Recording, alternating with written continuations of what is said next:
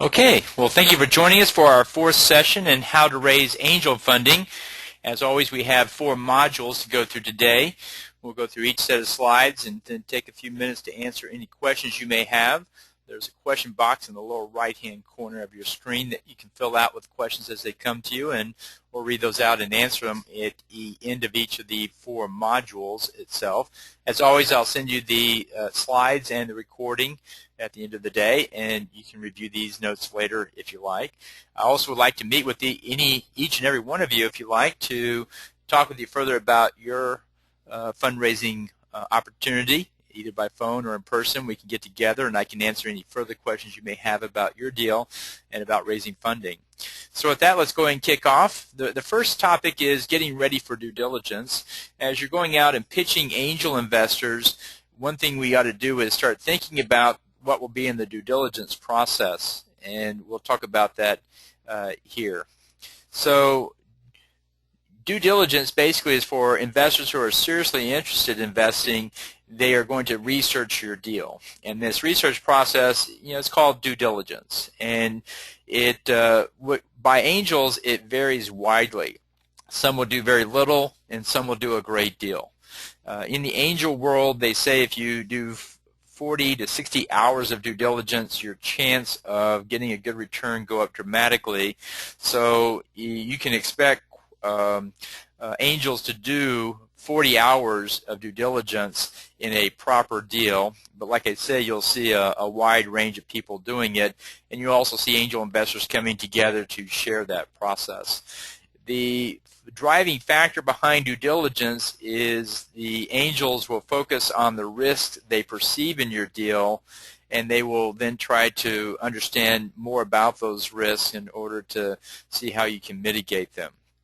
And so some of the key areas that they come up with are, number one, they'll almost all look at the management team, and they'll want to interview the management team, and individually as a group they'll want to meet the people, understand who they are, what they can do, and so forth. Many angels verify resume information. Whatever you've claimed on the resume, they will go and check some of those, and they'll call references as well.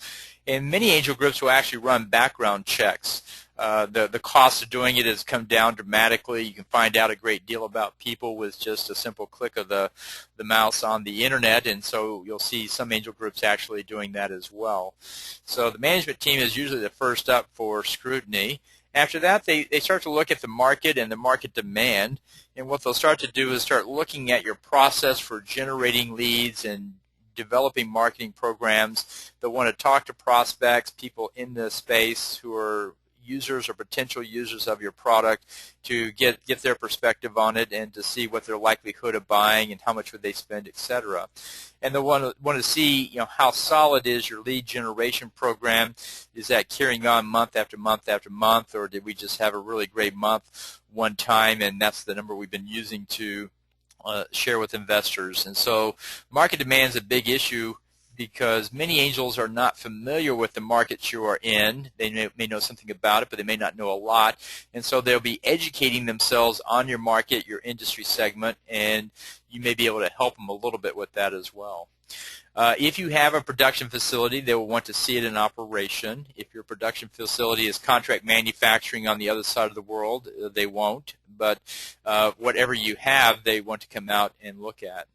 They'll also look at your competitors. They'll want to see who your stated competitors are, and in talking to domain knowledge people in the industry, they'll be trying to figure out who might be other competitors to look at, and so they'll be researching that as well. There's many checklists out there for due diligence, and you can actually use that to go through and put together a list of documents that might come up in a due diligence process. So, for example, liability and litigation are on almost all the lists. They will want to look at your entity filing. If you have an LLC or C Corp, they'll want to look at the documents, the articles of incorporation, any board of director documents. So anything with the entity they'll want to look at. If you have patents or any other points of intellectual property, they'll want to see documents that demonstrate that. Non-disclosure and non-compete clauses or agreements with employees will be on the table. And then any outstanding liabilities or legal claims against the company. So if you have debt or any other instruments of finance out there or any legal actions ongoing, they'll want to see what that is. And as an entrepreneur, you want to be upfront and open about everything. You don't want investors finding out anything that they didn't hear from you first, and then it puts you in a much better position because you've already told them about it as well. They'll also want to see the capitalization table, and what this is basically a list of who owns what in the company, and they will want to talk to your current or previous investors to find out more about their take on the current fundraise and the history with the company and what they're bringing to the company and what they think about it as well. They'll also want to talk to your customers. They'll want to interview customers that you indicate are using the product, and they'll want to see is the customer happy with it. Were they happy with paying the price that they put out there for it? And so customers are almost all the list to understand that the customers are there and happy with it. Historical financial statements will come up. You have the income statement, the balance sheet, and the cash flow statement. These are standard documents you get from your CFO or the firm that's doing your CFO work. And then they'll also want to see all your tax documents. These are federal tax filings, and in particular, they like to see payroll taxes because early stage companies often forget to pay payroll taxes. And as you go from idea to lean startup to bootstrap company to growing company, it's often the case that entrepreneurs sometimes forget about, they cross the line and they now start paying wages and salaries, and they forget to file some of the paperwork that goes with that, and payroll taxes is one of them. So they'll want to see all of these tax documents as well. And so in summary, what I recommend you do is, as you start to raise funding, is to gather some of the checklists. We have some of those, and you can easily find those on the website under due diligence checklists or what have you. The one on the Angel Capital Association Summit's website has a checklist that's 11 pages long. And print out a couple of checklists and go through and see if you can put your hands on the due diligence documents that are in those lists. And where it's not applicable, just write not applicable, but do your own checklist process and see where the documents are. And the reason I say that is almost every angel deal I've done is taken us at least 30 days to start the due diligence process because the entrepreneur is spending time gathering up the documents. And for some reason, they are not spread just all over the office. They are spread all over the country. The tax accountant is in New York, and the law firm is in San Francisco, and the patent attorney is in North Carolina, and they're calling and trying to get copies of the documents. So for your own sake, go ahead and put together a due diligence box, a listing of all the things that we just did, and see how fast you can lay your hands on those documents in order to show that to investors as well. So let's stop there for a moment, and let's see what questions you guys have so far. That went by pretty quick, but the key with due diligence is it will change from one investor to the next. It will change from one deal to the next, and there's really no set way to do it. And someone once asked, when does due diligence end? And the answer is when the investor writes the check. It doesn't necessarily happen at a predefined point. It will happen when the investor gains enough confidence that they understand everything there is to know about the deal itself. So first question up is, where do I find the checklist again? Well, first, if you Google due diligence checklist, you will get several thousand entries in Google, and you can go click on a few of these, and you'll find some are leaning towards the financial, some towards the legal, some towards the sales and marketing, and you want to do a kind of a balanced approach of that. Again, where the risks are in your deal, or where the angel perceives the risk, is where they're going to spend the most time. So if you think that they are concerned about the financial aspects, well, then you'll want to make sure you've got plenty of documentation around that part of it. The Angel Capital Association, that's the marketing association for all angel groups. It's based out of Kansas City and is part of the Kauffman Foundation, and they have over 700 angel groups in their list. They have a nice due diligence checklist. I would say it's fairly comprehensive because it's 11 pages long. As an angel, when we looked at those lists, we often found that daunting, because if we went through everything on those lists, we would find it would take us many, many months. And so there has to be some intelligence guiding the checklist process, but you will often deal with inexperienced investors who won't quite know how to do this, and you may offer some guidance on how to do the due diligence. One of the things you want to do with a lead investor, and we'll talk more about that here in a moment, is as the lead investor goes through the process of signing up the check, you want to gather all of this into all these documents into one place and offer that to the follow-on investor. So whenever a follow-on investor comes, you can simply say, well, here's all the documentation the lead investor looked at, and you hand that to them. I've seen people give out passwords to websites. I've seen people hand out books of information. I've seen people hand over CD-ROMs. And there's different ways of offering this documentation, but the point is you want to get it into a concise package so it's easy to hand over when the time comes to talk to an investor as well. Any other questions about due diligence? It tends to be very specific from one deal to the next, and I'll be glad to spend more time with you in a follow-up discussion about due diligence if you have it. Let's move to the next section, and it's called terms sheets. And what we'll do now is the term sheets spells out the details of the arrangement of the investment. And this is not just one document, but it tends to be many documents. A Series A set of documents for an investment has actually over 9 to 10 documents in it, including the term sheet, the subscription agreement, the accredited investor sign-off. Oftentimes employee stock options are made a part of the deal. And so don't be surprised when there's just more than one document in the documentation process. But the term sheets is the ones that spells out basically who owns what and at what valuation. And it also talks about who controls what and how decisions are made and what each party is responsible for. So it's setting out the value, the control, and the decision-making process, which is often a combination of the management team, particularly the CEO, and the board of directors. Most angels will require you to create a board of directors to oversee and work on behalf of the company in the interest of the investors and also the employees. So some of the key terms that you will come across, and it's a good idea to start to become more familiar with these terms now.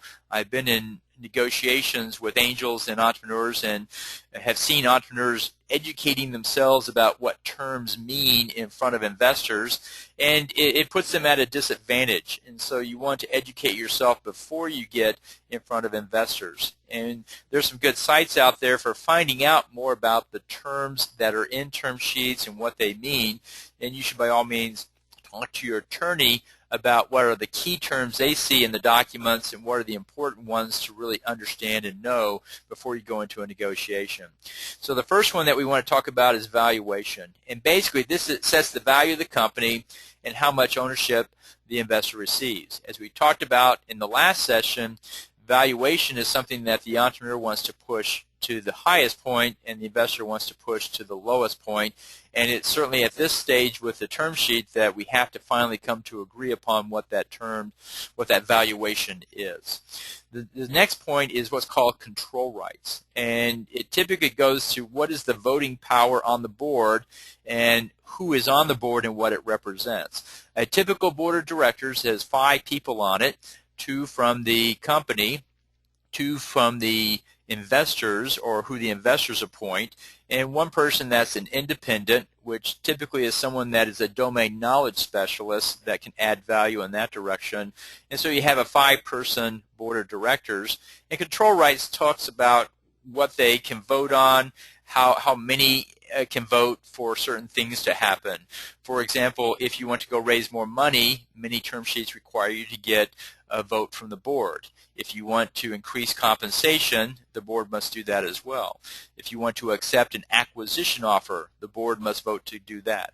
So it's anything that has major control characteristics of the company typically has to go in front of the board. And all of these specifics are spelled out in the term sheet.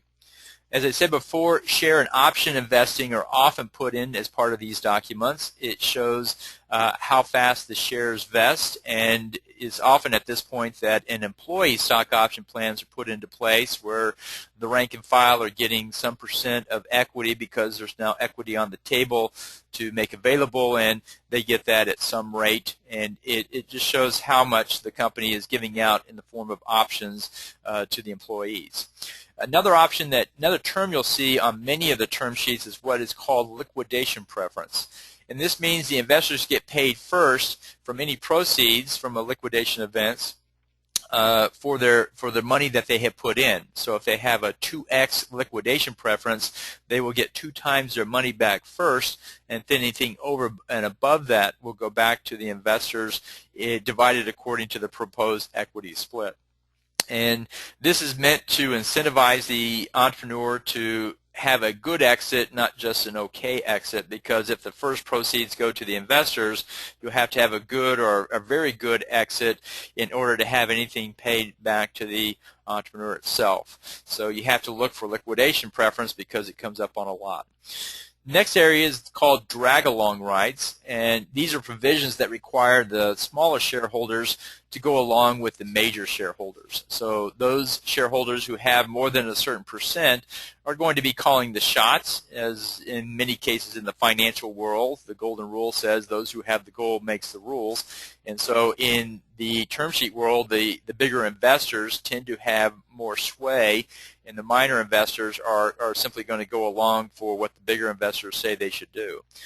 The next term that you'll see are what are called pay-to-play provisions that require investors to continue investing to maintain their equity position. If they do not, they are up for dilution, and their ownership will decrease as they go forward.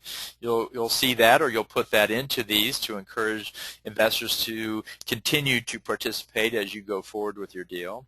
You also see what are called protective provisions. This means the founders cannot do something without the consent of investors, such as raising a future round of financing or selling the company. And then next one is what's called a no-shop clause.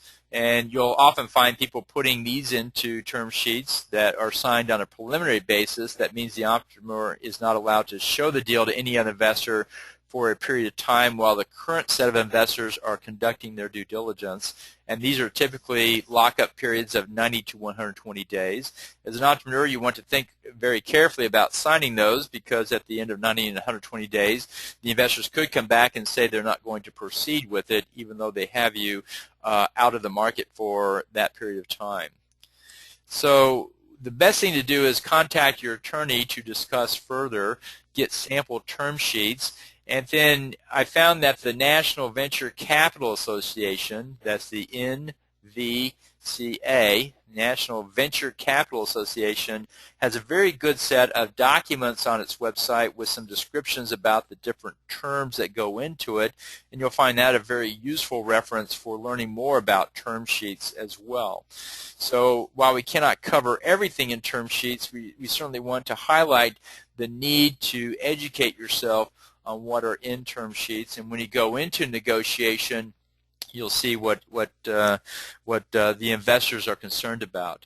There are 125 terms in a standard reference panel, and the theory is that for every risk that can be found in the startup company, there is a term or set of terms that mitigates that risk. And so ideally what you're doing is identifying the risks, and then you're putting in the terms to mitigate those as well. What you'll find in practicality is that of about the 125 terms, Most investors care about 2, 3, or 4 of them, and that's what you want to find out when you're talking to a lead investor is what are their concerns.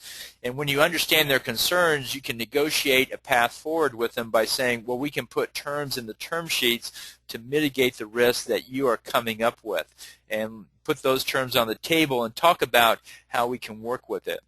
For example, if the investor is concerned that your valuation is too high, you can put on the table, well, then I will give you a 1x liquidation preference to counter that. That means you're going to get paid back first before anyone else, so you're going to get an extra payment, so to speak, for having taken the risk with the deal that you think is too high a pre-money valuation. And so you'll see deals like that as well come up from time to time. So what questions do we have so far on this one? Let's open up the box and see where we are. Okay, the first question is, what's the difference between a convertible note and equity? Well, the deal with the convertible note is that you are basically signing up a debt instrument with the investor, and they have rights, and it will convert to equity at a future round in which you raise equity. And this used to be very popular in the 90s, where entrepreneurs or investors would sign up convertible notes, and then a year later when the company raised a Series A equity finance, it would convert over to that new round. These have fallen out of favor because they basically put off to a future just time what the valuation is going to be, and most investors don't like convertible notes because they want to know what the valuation is, what the equity ownership is going to be, and they want that done sooner rather than later. So we don't see too many convertible notes anymore for that reason. What are the term sheets in a revenue-based deal? Well, basically, you have a similar set of term sheets, but there is no valuation question.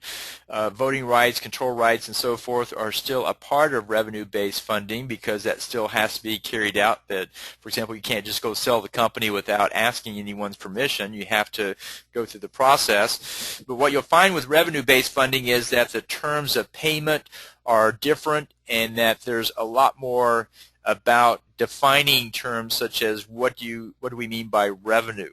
What counts as revenue? How do we take into account discounts, returns, and other issues that come into it?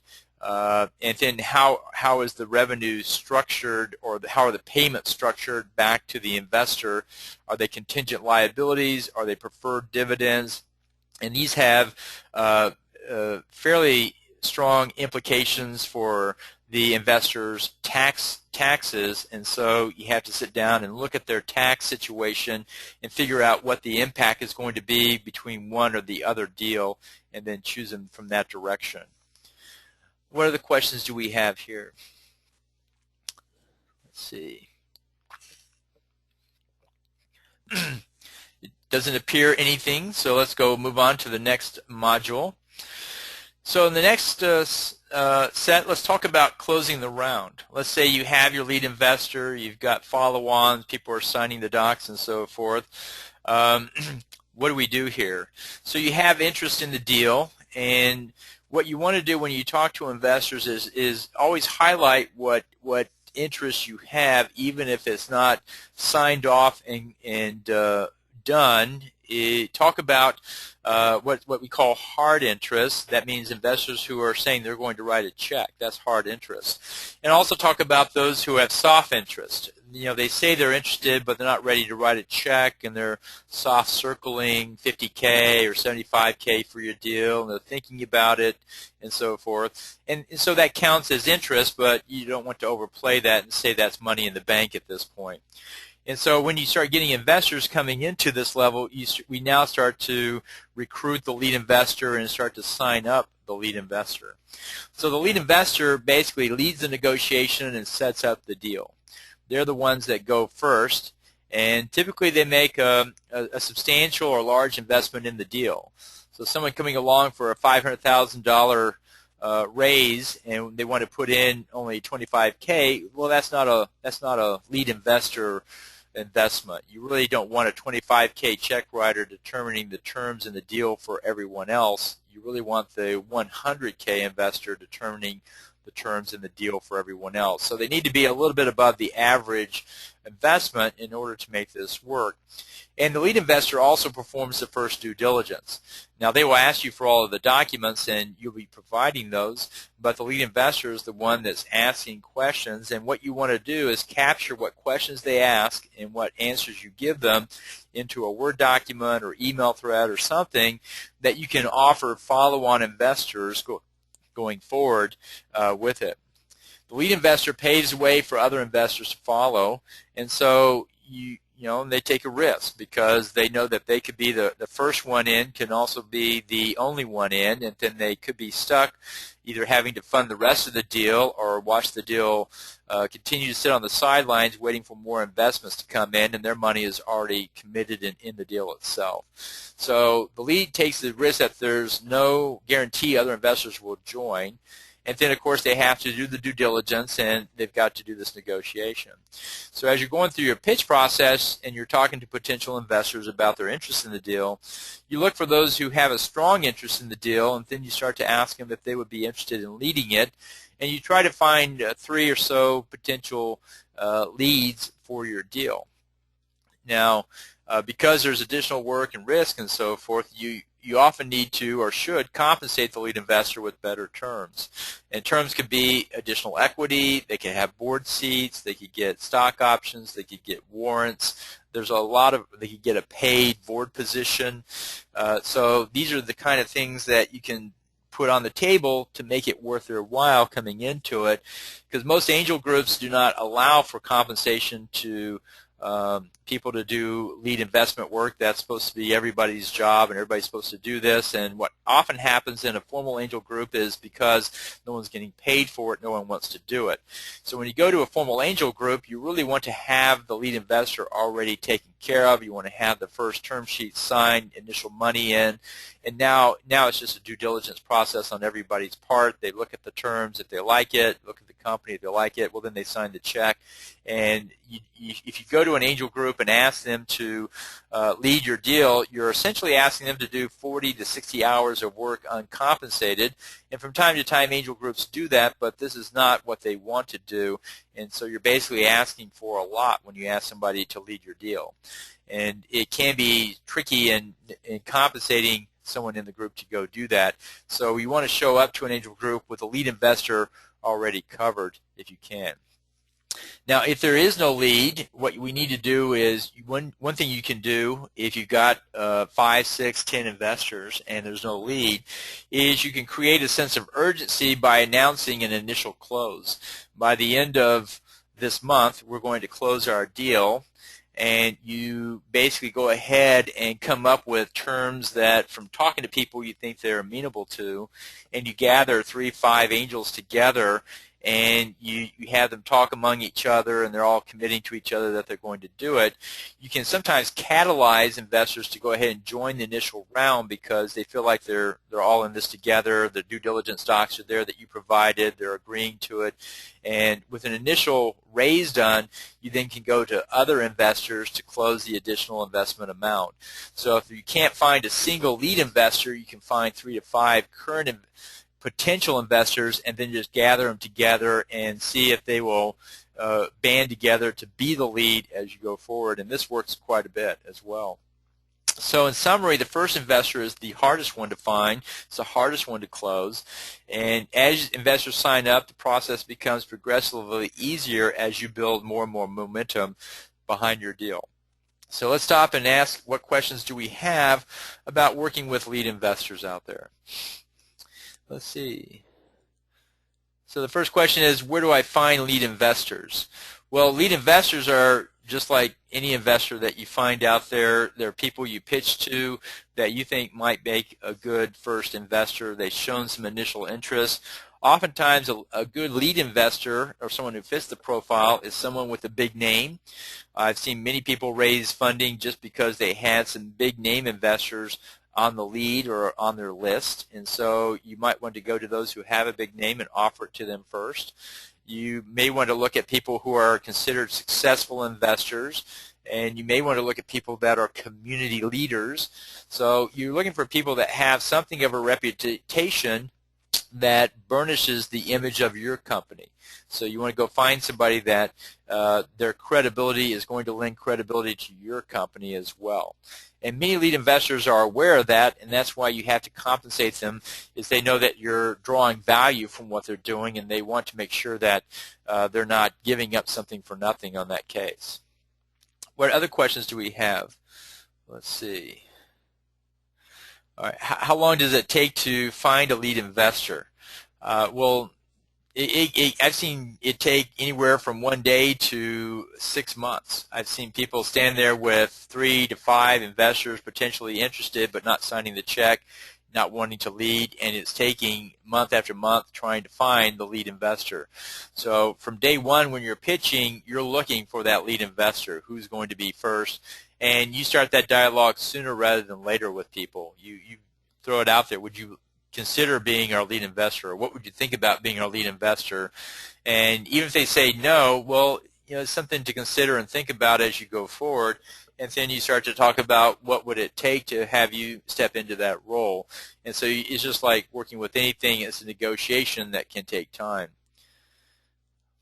What is the average time for due diligence? Okay. Well, due diligence typically takes about a month for people to do. Those who are seriously doing due diligence, they're putting in a couple of hours every couple of days, looking at docs, interviewing people, having discussions, and so it takes about a month to go through a full 40-hour due diligence program by a group of investors. Sometimes it takes longer, sometimes it takes shorter. Those who take shorter are probably not doing all the due diligence that one would expect in this kind of program as well. Any other questions on lead investors or due diligence? Okay. So let's go on to the next module, and it's after the deal is done. Let's say you've gone through the process, you've pitched, you found interest, you followed up, you've closed the lead investor, you now closed the follow-on investors. You wanted to raise $500K, you now have your $500K done, and so forth. So what do we do at this stage? What you need to do is talk about topics such as information rights. Basically, the entrepreneur owes regular reports to the investors. Quarterly is often the case, but realize the reporting should match the stage of the company and the needs of the investor. Think about both of those. As an entrepreneur, what do you need? And as an investor, what are they comfortable with? And so you want to look at both of those for frequency and format. I've been in deals where we had conference calls once a month. I've been in deals where we had an email once a quarter. I've been in deals where we had breakfast meetings every Friday. And that's because what we were doing and the stage of the company and the needs of the company really required those different things. If the company is in crisis stage, and there will be times when it will be, then you need to be meeting face-to-face every other day, every day until the crisis is resolved. If the company is up and running, stable, everything is steady, smooth sailing, once a quarter emails can be sufficient for letting investors know what's going on. Potential reporting formats include face-to-face meetings, email reports, and conference calls. In the early days, you'll find that the communications are very frequent, and then over time they become less frequent because you're doing an educational process. You're educating the entrepreneur or the investor about the business, the industry, the team, how we're performing, everybody's excited. As you hit steady state and people understand it, then there's a less of a need for those kind of meetings. What's important is to sit down and talk about this with the investor not long after the check has been written. A common complaint from the investor is, oh, I've got information rights written into my contract that will be taken care of. But they don't sit down and talk with the entrepreneur about exactly what their interests are, what their needs are, how often they want reporting, how they would like it, and what the entrepreneur comes up with is not always what the investor expected, and it causes friction. So you should always have a proactive discussion about how are we going to report, what's going to be in the reports. Typically it's the quarterly financials, it's a description of milestones met and how we're doing on plan, and it's a description of upcoming plans of what we plan to do in the next 3, 6, 9, 12 months, so investors have visibility on where the company is going. So upon closing the round, agree upon format and frequency updates, and it usually has financials and milestones in it and a plan for the next 12 months. The next thing you need to do is to start working on the board. And this will probably be done before the documents are signed, but it's when the deal is coming to fruition or coming to a close. Oftentimes you have to put a board into place, especially if it's a C corporation. And the purpose of the board is to oversee the operation of the company. And so the board has, unlike a board of advisors, the board of directors has a fiduciary responsibility. And they basically oversee the CEO, and they typically control the strategic direction of the company and the compensation of the employees. Those are the two main things. It may do more than that, but those are the two stated goals that most groups have, and then whatever's lined out in the term sheet, that's what the board has to vote on and provide. And so they're reviewing the operational plans, compensation plans, and other key aspects of the operations, especially around stock options and grants or option grants and so forth. They'll be looking at that as that's part of compensation as well. My advice is to find people who can go on your board that can help you and not just use it as a rubber stamp. Many entrepreneurs just put whoever on the board that will just tell them it's going well and then rubber stamp what they do and then go on from there. But it's also an opportunity to put people on the board who bring domain knowledge, expertise, or skills. And if you can find board people to help you, you'll find it's worth their weight in gold if you can get them on there as well. As we said before, a typical board consists of 5 people, 2 from the company, 2 from the investors, and 1 independent. And then the board member terms are not typically set in the term sheet, but they usually remain on the board for 2 to 5 years in most cases. And it's often the case that people cycle off of the board when they become less useful or other things in life come up that don't let them spend the time on this. And so you have to think about what is the current board structure, who is on it, how are they helping us, and at what point may we roll them off and put someone else in as the company grows to a new level. So as we said before, a well-crafted board can be an asset to the company by providing additional expertise. The right board members can also offer credibility to the company, and there are times in almost every company when they come into crisis mode. They run out of cash, they've been sued, they've had a disaster, key employees have left, and we're scrambling. And then if you have the right board, they can help you through those issues as well. Board meetings typically occur once a quarter. They typically last 3 to 4 hours, and they're most often held at the company's office so that they're getting a chance to come back to the facility, meet the people, see the office. And that's a good time to bring other employees or new employees out to introduce them to the board, so the board gets a view of how the company is coming together and growing and what kind of people are associated with it as well. What you'll find as an entrepreneur preparing for a board meeting is that you usually have to put a package of information together. Companies I've invested in and boards I've sat on, the entrepreneur usually spends a full day putting together the latest financials, reviewing the operations, writing up a one-page summary of sales forecasts and milestones met, other notable achievements, and then plans going forward. The vast majority of the board meetings I've been involved with they almost all talk about sales and marketing actions, how many leads came in, how many converted to sales, and then any production or contract issues that might be on the table. So it's really, after you get up and running, it goes to sales and growing sales in a great way. So the last point I want to make, and then we'll take your questions, is when do you stop pursuing funding? And what I found out there is that you never really stop raising funding. And entrepreneurs should continue to raise funding until the investor's check clears the bank. So for those investors who are expressing interest and even saying they're going to write a check, you don't stop raising funding until that check clears the bank. And I've seen entrepreneurs come back to me after a few months and say, oh, I'm not raising funding anymore, I have an investor interested.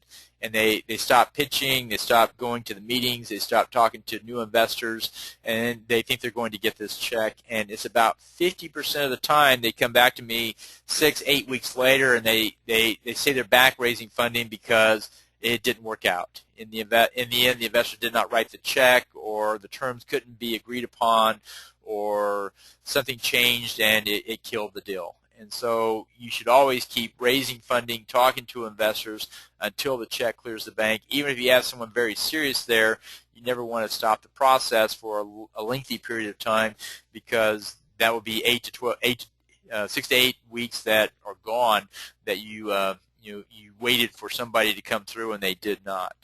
So after the funding round is closed, most entrepreneurs drop all contact with investors not in the round. So even after the checks are clear and you're finished, typically all investor prospects are dropped. And what we advise is that it's better to keep those investor prospects on a list and continue sending them quarterly or every 6-month updates about your progress in order to prepare them for the next round of fundraising. And most entrepreneurs will say they don't need a next round of fundraising, but I'd say 75-80% of the entrepreneurs that raise funding in the angel groups I've been to have come back around, usually about 18 to 24 months later, raising the next round of funding. And one or two things happened. Either A, things went very well, we grew to the next level, and now we have a higher set of goals that we're going after, and we need more money for that. Or two, things didn't go quite as planned, things didn't go as well as we thought, and we're out of money, and we need more money just to continue on with the current plan that we have. And so there's lots of reasons why fundraising comes back up, and if you keep your investor prospects educated and informed about your deal, you'll find that the next round is that much easier to go raise funding, because you go back to them and show how much progress you have made. You may not have made all the progress you promised, but you did make good progress on the deal. And those who are educated and knowledgeable about your deal because you sent them updates will be in a much better position to participate in it as well. Those investors who do fund your deal, as we said in a previous slide, you want to come up with an investor rights package that you send to them that have the detailed financials and keep them involved with it. So what questions do you have at this point? We're 15 minutes till the end, and if we get finished early, that's fine, but want to make sure we answer everybody's questions. What questions do you have about closing the deal? Okay, the first question is, where do I find an attorney? Well, there are many attorneys out there that you can use to set up the fund close documentation process. And as we said in the very first module, you want to find a startup-friendly attorney that knows this very well and can coach you through the process of negotiating the terms and getting the documents put. But we can always recommend an attorney because there's plenty of them that do this sort of work. What rights do the investors have to our financial statements and tax reports? Well, what you'll find in the term sheet is that they list out that you are to give regular updates to the investor, but you'll find that the term sheet is very vague about that. And so that's why it's a good idea to have a conversation with the investor to understand what documentation they need and why they need it. And one thing you can do with investors is not only offer, we'll give you anything you want, but demonstrate or attach to it what the cost of that is. I'm happy to give you our tax statements, our accountant charges X dollars to provide those on a more frequent basis. Do you think that's a good use of our funds to pay for that? And then oftentimes investors are asking things, but they don't know what they really cost in terms of hours or dollars. And if you start to put that out there, they quickly realize that some of their requests are probably costing more than the benefits that they're getting out of it, and they'll weigh it back or they'll pull it back. I did a startup once where we had weekly meetings with the entrepreneur, and they were over lunch, but we later found out the entrepreneur was spending almost a day getting ready for those meetings, and that was a day he could have been out spending time selling the product. And so once we found out how much prep time he was putting into it, we decided that the benefits of our meetings weren't justified, and we cut those back to quarterly meetings, and we invited him to spend all that time selling the product itself.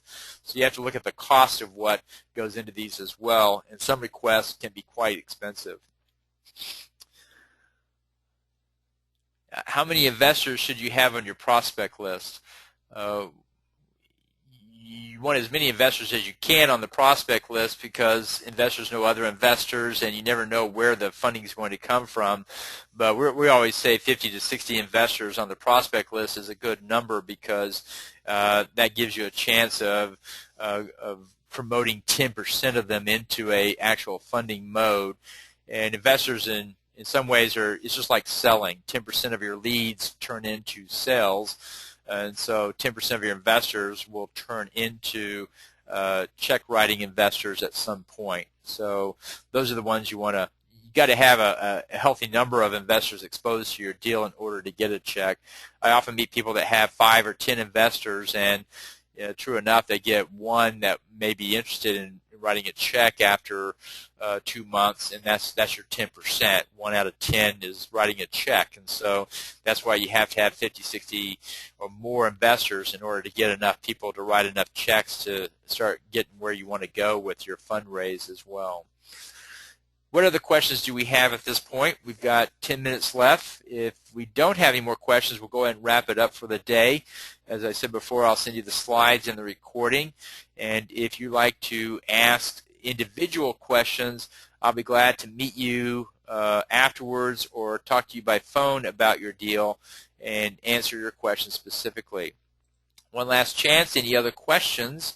And with that, I'm not seeing any, so I want to thank you guys for bearing with us through 4 weeks of 16 modules about how to raise funding. I welcome your feedback on the material. If you have topics that we did not cover, or if we have topics that were not helpful, by all means let us know. We'd like to update these slides and make them helpful to you and what you're doing, and we'll go from there.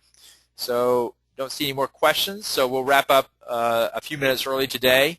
Enjoy your weekend. Have a good one. And I'll send you the slides and the docs later this evening, and we'll go ahead and close it out from here.